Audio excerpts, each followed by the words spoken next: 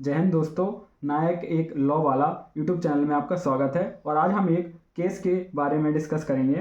तो सबसे पहले 4 पंक्तियों के साथ शुरू करूंगा मैं। मनोविज्ञान ने बताया हर दिमाग का अपना एक तर्क होता है। मनोविज्ञान ने बताया हर दिमाग का अपना एक तर्क होता है, पर हालातों ने जताया जब दर्द गहरा हो तो तर्क भी बेअसर होता है। जब दर्द गहरा हो तो तर्क भी बेअसर होता है। हाँ दोस्तों, कुछ मनोवैज्ञानिक अपने आप को मनोवैज्ञानिक समझते हैं, लेकिन जब ज़िंदगी सिखाती है उन्हें तो वो काफ़ी कुछ सीख जाते हैं।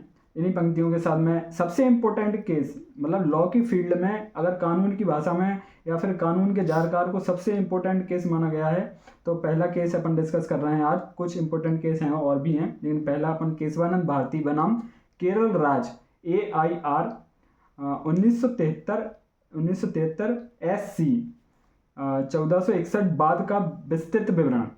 अब जो केशवानंद भारती केस क्या था, तो केशवानंद भारती जो वाद था तो उसके बारे में अपन लिखेंगे। देखो हिंदी में क्या है, अगर आप हिंदी में आंसर राइटिंग कर रहे हैं तो आपको छोटी से छोटी चीज़ें ध्यान रखनी होती हैं। कई बार क्या होता है, हम केशवानंद भारती केस बोल देते हैं या केस लिख देते हैं आंसर राइटिंग करते समय, तो उस जगह केस के भी नंबर कट जाते हैं। क्यों? क्योंकि केस एक इंग्लिश शब्द हो गया है और आप हिंदी में आंसर राइटिंग कर रहे हैं, तो आपसे अपेक्षा ऐसी उम्मीद रखी जाएगी कि आप जो टर्मोलॉजी हैं, जो शब्द हैं, वो हिंदी के ज़्यादा उपयोग करें। जैसे केस को बात कहते हैं, तो ये छोटी छोटी चीज़ें बहुत इंपॉर्टेंट होती हैं। तो मेंस का एक क्वेश्चन अपन डिस्कस करते हैं। लास्ट में एक क्वेश्चन मैं आपको दूंगा जो कि आपको करके लाना है, फिर उस पर हम नेक्स्ट डे डिस्कस करेंगे। हाँ, तो सबसे पहले परिचय पे आते हैं। केशवानंद भारती वाद भारतीय संवैधानिक इतिहास का सबसे महत्वपूर्ण मामला माना जाता है। देखो, जो केशवानंद भारती बात था वो इतिहास का, भारतीय संवैधानिक इतिहास का सबसे महत्वपूर्ण केस माना जाता है। यह मामला संविधान के बुनियादी ढांचे, बेसिक स्ट्रक्चर, जो उसका संविधान का बेसिक स्ट्रक्चर है, मतलब संविधान का बुनियादी ढांचा है, की अवधारणा को स्थापित करने के लिए जाना जाता है।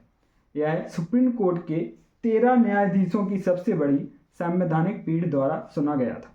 जो न्यायाधीश की बेंच थी वो 13 न्यायाधीशों की थी। तो अब मामले की पृष्ठभूमि को समझते हैं। मामले की पृष्ठभूमि में कि स्वामी केशवानंद भारती केरल के एक मठ के प्रमुख थे। मठ के एक प्रमुख थे। केरल सरकार ने भूमि सुधार कानूनों के तहत उनकी संपत्ति को अधिग्रत अब देखो दोस्तों, आपको क्या कुछ टर्मोलॉजी को इंग्लिश में भी जानना होगा। तो ये अधिग्रत है, इसको आप मुझे कल बताएंगे कि अधिग्रत को इंग्लिश में क्या कहते हैं, और अगर आप बताएंगे तो कमेंट कर देना। बाकी मैं आपको कल जरूर बताऊंगा कि अधिग्रत को कानून की भाषा में इंग्लिश में क्या बोला जाएगा। तो यहाँ से केरल सरकार ने भूमि सुधार कानूनों के तहत उनकी संपत्ति को अधिग्रत करने का निर्णय लिया। उन्होंने अनुच्छेद 26 के तहत अपने मौलिक अधिकारों के उल्लंघन का दावा किया। केशवानंद जो भारती थे, उन्होंने अनुच्छेद 26 के तहत अपने मौलिक अधिकारों का उल्लंघन होने का दावा किया और सुप्रीम कोर्ट में याचिका दायर की।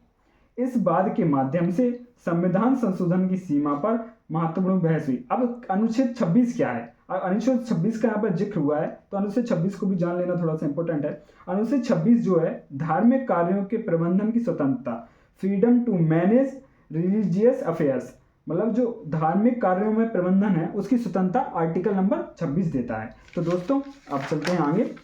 हाँ, तो अब इसके मुख्य उद्देश्य क्या थे? अब ये जो मुख्य उद्देश्य हैं, यहीं से आपको मेंस में क्वेश्चंस मिलेंगे, और यही जो 3 मुख्य उद्देश्य हैं इसके, यही सीधे सीधे इंपॉर्टेंट क्वेश्चंस हैं। तो इसमें से कल आप पहला क्वेश्चन करके लाइएगा और कल मैं आपसे पहला क्वेश्चन डिस्कस करूंगा। वैसे तो इसी में से हो जाएगा मोस्टली, लेकिन इसमें क्या क्या अपन और जोड़ सकते हैं उसके बारे में अपन कल चर्चा करेंगे। तो उसके मुख्य उद्देश्य क्या है?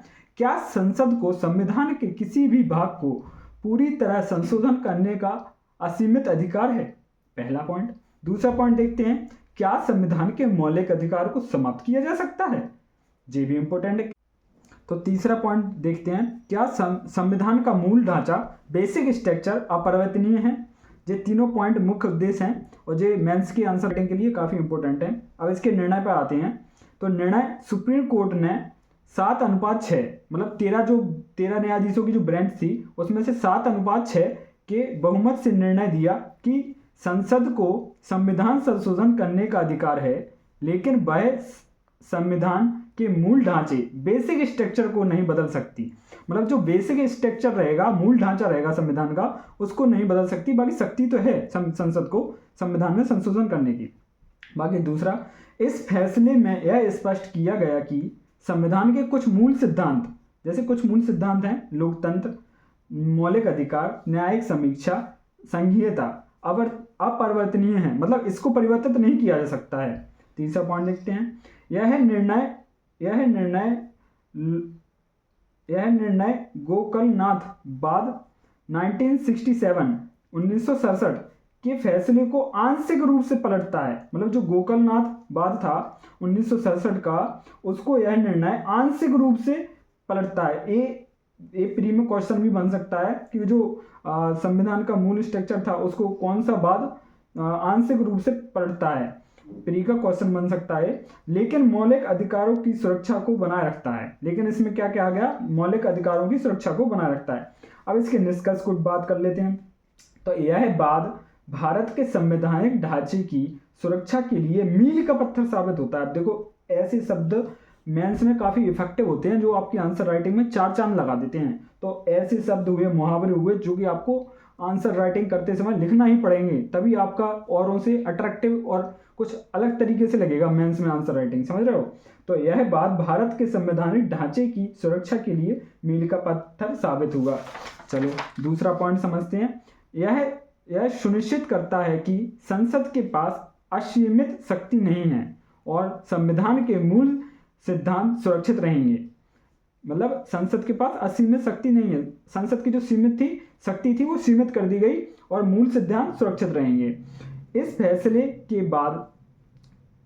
के बाद संसद द्वारा 42वें संविधान संशोधन 1976 लाया गया, जिसमें अनुच्छेद 368 में संशोधन किया गया। 368, इस पॉइंट को बाद में डिस्कस करेंगे, इसको आप अभी जान लीजिए, जो कि इसमें काफी इंपॉर्टेंट भूमिका अदा करता है। इस फैसले के बाद संसद द्वारा 42वें संविधान संशोधन 1976 लाया गया, जिसमें अनुच्छेद 368 में संशोधन किया गया। लेकिन बाद में मिनर्वा मिल्स बाद 1980 मिनर्वा मिल्स बाद जे वाला बाद में इसे असंवैधानिक घोषित कर दिया। देखो, पहले तो इसे 42वें संविधान संशोधन 1976 के माध्यम से लाया गया, जिसमें अनुच्छेद 368 में संशोधन किया गया। लेकिन इसी में मिनर्वा मिल्स का जो बाद था 1980 का, इसे असंवैधानिक घोषित कर दिया गया और इसे निरस्त कर दिया गया।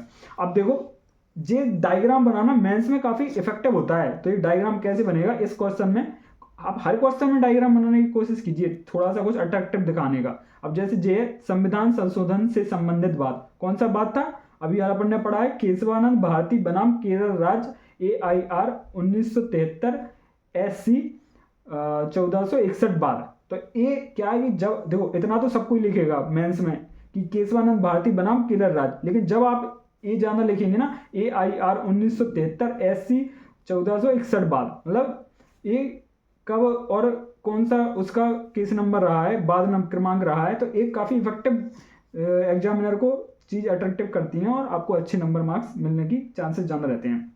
तो संविधान संशोधन से संबंधित बात था केशवानंद भारती बनाम केरल राज्य। अब इसमें क्या था संबंधित, इसमें था संविधान के मूल ढांचे से संबंधित था ये।